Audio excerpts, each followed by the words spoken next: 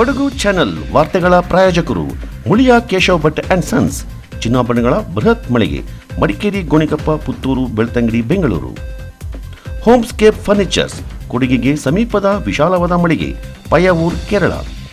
Sharada jewellers, ಕೊಡಗಿನ ಸಾಂಪ್ರದಾಯಿಕ ಆಭರಣಗಳ ಬೃಹತ್ ಮಳಿಗೆ, Aras road, Mysuru. A to Z super market, Vishwamanava double road, Kuvempu Nagar, Mysuru. SLV Promax, corn mix and corn products, Kushalnagar. Prashanth furnitures, ನಿಮ್ಮ ಅಂದದ ಮನೆಗೆ ಚಂದದ ಪೀಠೋಪಕರಣಗಳ ಮಳಿಗೆ, industrial area, Madikeri. Fabins family restaurant, ಬೆಕಾಚಿ resto cafe, always cell tower, Kohinoor ರಸ್ತೆ, ಮಡಿಕೇರಿ. ಮಡಿಕೇರಿ ಕ್ಷೇತ್ರದ ಶಾಸಕರಾದ ಡಾಕ್ಟರ್ ಮಂತರಗೌಡ ಅವರು ಸಂತ್ರಸ್ತರೊಂದಿಗೆ ಗಣೇಶ ಚತುರ್ಥಿ ಆಚರಣೆ ಮಾಡುವ ಮೂಲಕ ಮತ್ತೊಮ್ಮೆ ಸರಳತೆಯನ್ನು ಮೆರೆದಿದ್ದಾರೆ. ಗಣೇಶ ಚತುರ್ಥಿ ಹಬ್ಬದ ಪ್ರಯುಕ್ತ ಮಾದಾಪುರ ಗ್ರಾಮ ಪಂಚಾಯಿತಿಯ ಗರಗಂದೂರು ಮೊರಾರ್ಜಿ ವಸತಿ ಶಾಲೆಯ ಕಾಳಜಿ ಕೇಂದ್ರಕ್ಕೆ ಭೇಟಿ ನೀಡಿದ ಶಾಸಕರು ಕಾಳಜಿ ಕೇಂದ್ರದಲ್ಲಿದ್ದವರಿಗೆ ಊಟದ ವ್ಯವಸ್ಥೆಯನ್ನ ಮಾಡಿ ತಾವೇ ಖುದ್ದಾಗಿ ಸಂತ್ರಸ್ತರಿಗೆ ಊಟವನ್ನು ಬಡಿಸಿ ತಾವು ಕೂಡ ಅವರ ಜೊತೆಯಲ್ಲಿ ಊಟ ಮಾಡಿ ಕಾಳಜಿ ಕೇಂದ್ರದಲ್ಲಿರುವ ಸಂತ್ರಸ್ತರೊಂದಿಗೆ ಹಬ್ಬವನ್ನು ಆಚರಿಸುವ ಮೂಲಕ ಸರಳತೆ ಮೆರೆದಿದ್ದಾರೆ. ಗರಗಂದೂರು ವ್ಯಾಪ್ತಿಯಲ್ಲಿ 12 ಕುಟುಂಬಗಳು ಕಾಳಜಿ ಕೇಂದ್ರದಲ್ಲಿದ್ದು ಅವರಿಗೆ ಯಾವುದೇ ಕೊರತೆ ಆಗಬಾರದು, ತಾವು ಮನೆಗಳಲ್ಲಿ ಹಬ್ಬಾಚರಣೆ ಮಾಡಲು ಸಾಧ್ಯವಾಗಿಲ್ಲ ಎಂಬ ಕೊರತೆ ಅವರಿಗೆ ಬರಬಾರದು ಎಂಬ ಉದ್ದೇಶದಿಂದ ಅವರೊಂದಿಗೆ ಹಬ್ಬದ ಆಚರಣೆ ಮಾಡಿರುವುದಾಗಿ ಶಾಸಕರು ತಿಳಿಸಿದ್ದಾರೆ.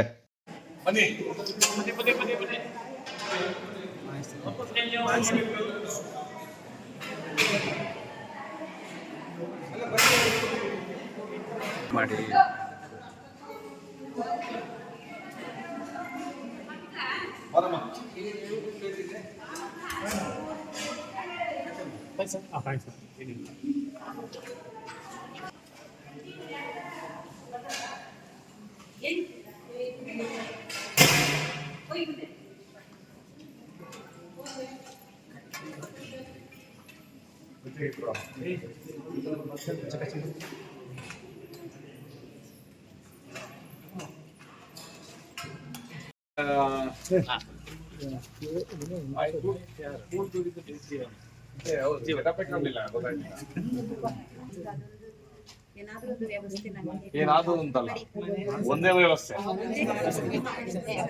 ಬನ್ನಿ.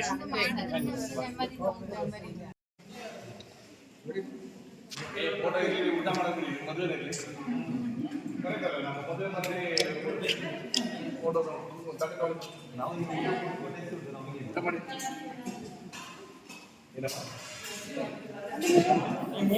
ಆಯ್ತು, ಫೋಟೋ ತೆಗೆದಾಯ್ತು.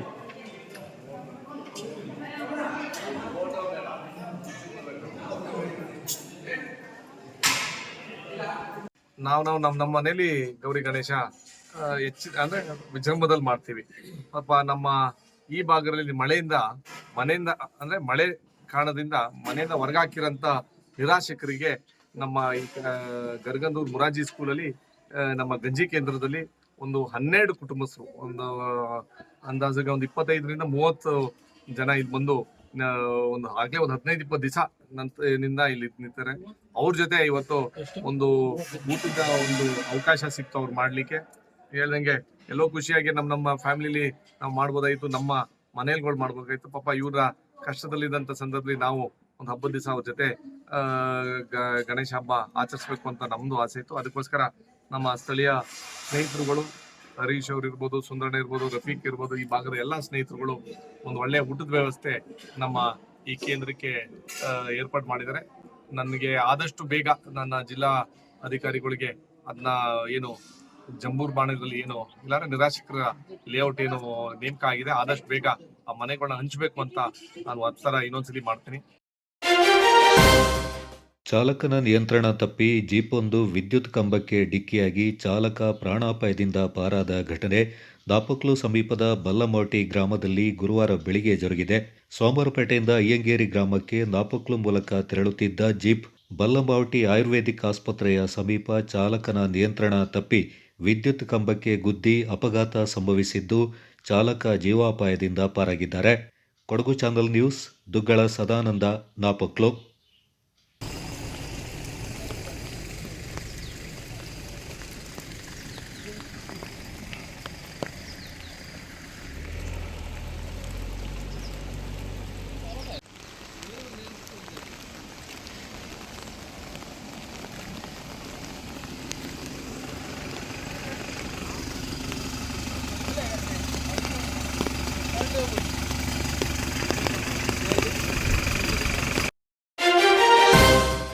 ಕೊಡಗು ಜಿಲ್ಲೆಯಲ್ಲಿ ಮತ್ತೆ ಮಳೆ ಚುರುಕು ಪಡ್ಕೊಂಡಿದ್ದು ಮಡಿಕೇರಿ ಸೇರಿದಂತೆ ಜಿಲ್ಲೆಯ ವಿವಿಧ ಕಡೆಗಳಲ್ಲಿ ಮಳೆ ಹೆಚ್ಚಾಗಿದ್ದು ನದಿ ತೊರೆ ಹಳ್ಳ ಕೊಳ್ಳಗಳು ತುಂಬಿ ಹರಿತಾ ಇವೆ.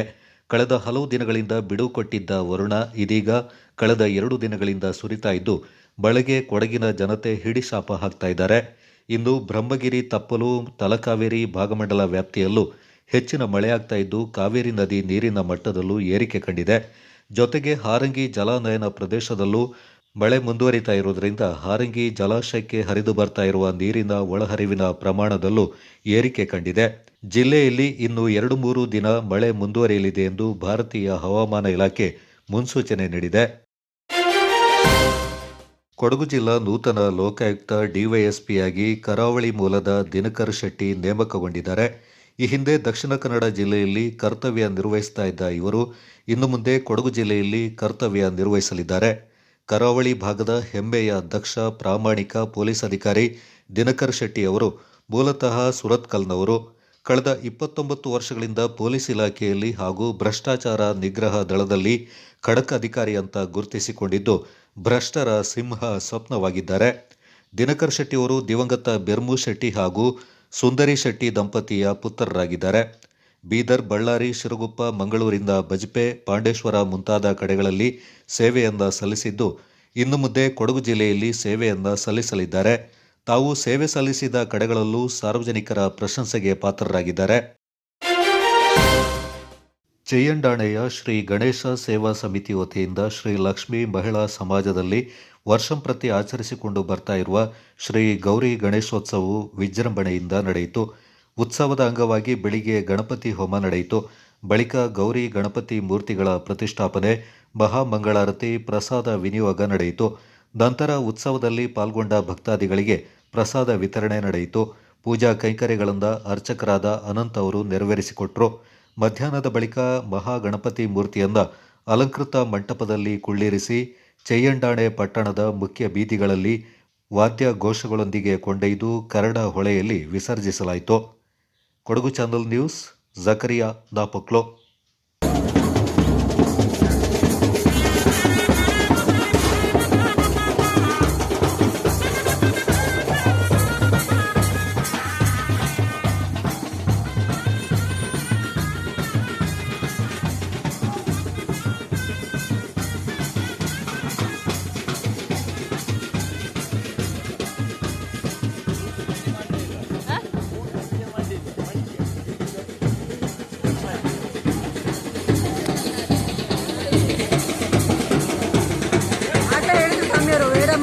ಮಾಡಿದಾಳೆ ಇಲ್ಲ ಅಂತ.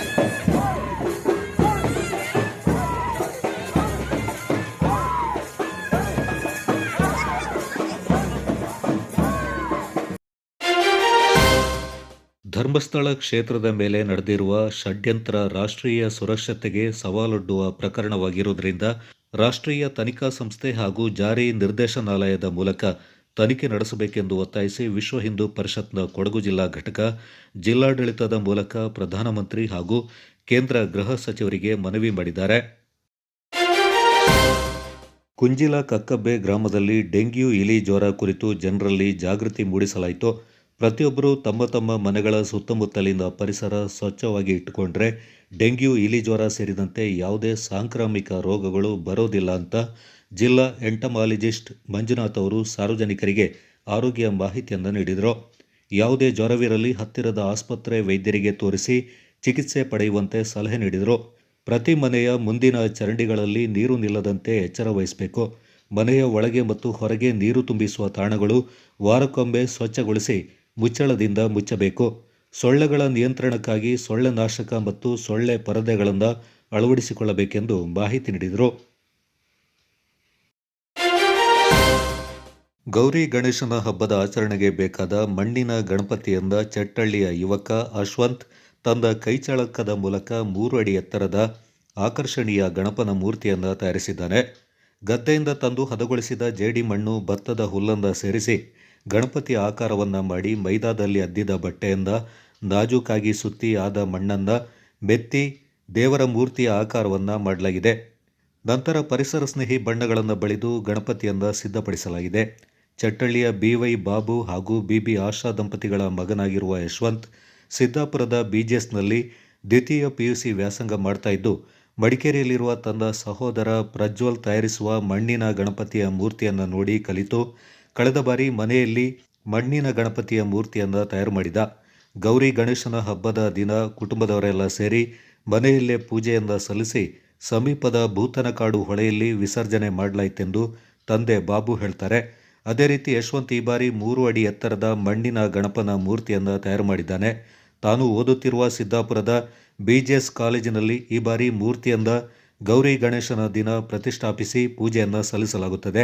BGS ಶಾಲೆಯಲ್ಲಿ 8ನೇ ತರಗತಿ ಓದುತ್ತಿರುವಾಗಲಿಂದಲೇ ದೈವದ ಉತ್ಸವದಲ್ಲಿ ಭಾಗವಹಿಸಿ ದೈವಿ ಕಾರ್ಯವನ್ನು ಮಾಡ್ತಾ ಇರುವ ಯಶವಂತ್ ಮನೆಯಲ್ಲಿ ಹಲವು ಚಿತ್ತಾರಗಳನ್ನು ಮಾಡಿದ್ದಾನೆ.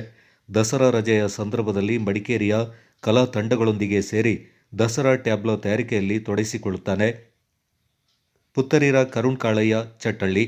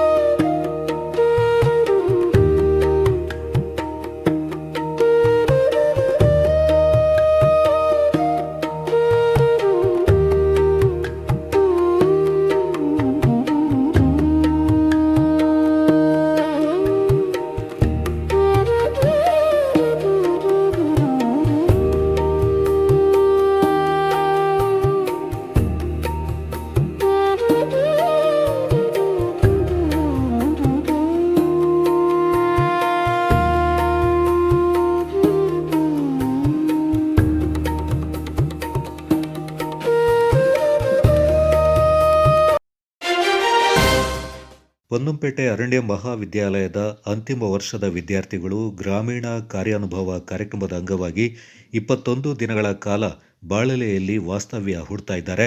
ಗ್ರಾಮೀಣ ಕಾರ್ಯಾನುಭವ ಕಾರ್ಯಕ್ರಮವು ವಿದ್ಯಾರ್ಥಿಗಳನ್ನು ನೇರವಾಗಿ ಗ್ರಾಮೀಣ ಜೀವನಕ್ಕೆ ಪರಿಚಯಿಸಿ ಸಮಾಜಮುಖಿ ಚಟುವಟಿಕೆಗಳಲ್ಲಿ ಪಾಲ್ಗೊಳ್ಳುವ ಅವಕಾಶ ಒದಗಿಸುವ ಜೊತೆಗೆ ಗ್ರಾಮೀಣ ಅಭಿವೃದ್ಧಿಗೆ ಸಹಕಾರಿಯಾಗುವ ಉದ್ದೇಶವನ್ನು ಹೊಂದಿದೆ.